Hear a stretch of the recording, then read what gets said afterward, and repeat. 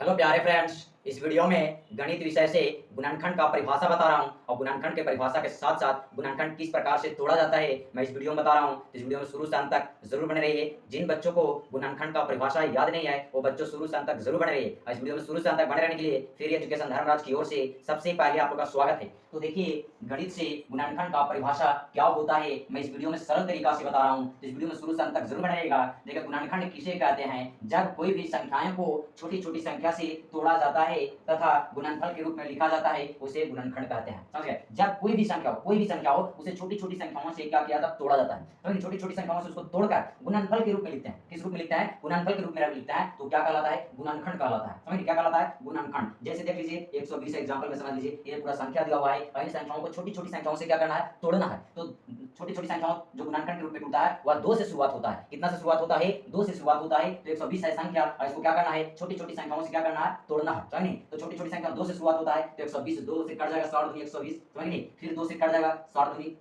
30 दूनी 60, फिर 2 से कटेगा 15 दूनी 30। समझ नहीं? फिर 2 में 15 नहीं आता है। समझ गए? 3 में देखेंगे 3 पचे 15 आता है तो 3 पचे 15 लगाएंगे। फिर देखेंगे 3 में नहीं 5 आता, 4 भी नहीं आता है, डायरेक्ट 5 से कम 5 लगाएंगे। समझ नहीं? तो 120 जो संख्या था वह टूटकर छोटी छोटी संख्याओं से देखिए कितना आ गया और ये छोटी छोटी संख्याओं से तोड़े हैं उसको किस रूप में लिखना है? गुणनफल के रूप में लिख देना सजाकर। तो देखिए गुणनफल रूप में 2 2 कितना 1 2 3 2 2 3 हुआ है तो 2 गुणे 2 गुणे 3 लिख देंगे। उसके बाद 3 गुणे 5 है तो उसके बाद हम 3 गुणे 5 लिख देंगे। समझ नहीं? ये गुणनफल के रूप इसको क्या कर दिए? सजा कर लिख दिए और इसको गुणा करके करके देखिए 120 आता या नहीं? 2 दूनी 4, 4 का 2 पड़े 4 दूनी 8 और 8 त्रिकी 24 और 24 पचे कितना हो जाएगा? 5 का 20 के 0 हाथ में दो 5 दूनी 10 और 2 कितना हो जाएगा? 12 यानी 120 आ गया। समझ नहीं? तो इसी को क्या कहते हैं? गुणनखंड कहते हैं। फिर से देखिए, जब कोई भी संख्याओं को यानी कोई भी संख्या हो उसे छोटी छोटी संख्याओं से क्या तोड़ा जाता है? समझ नहीं? छोटी छोटी संख्याओं से तोड़ा जाता है और तथा गुणनफल के रूप में लिखा जाता है। ये जो संख्या 120 था उसको हम छोटी छोटी संख्याओं से क्या किए? तोड़े हैं और इसी को क्या किया? गुणनफल के रूप में लिखे हैं। उसे क्या कहते हैं? गुणनखंड कहते हैं। समझ गए? बिल्कुल समझ में आ गया होगा इसका परिभाषा। उसी प्रकार से समझ गए? 200 है तो कोई भी संख्या ले लीजिए, 200 400 500 1000 कोई भी संख्या हो लेकिन छोटी छोटी संख्याओं से उसको क्या करना है? तोड़ना है और गुणनफल के रूप में लिखना है। समझ गए? तो वही देखिए 2 से 100 दूनी 200।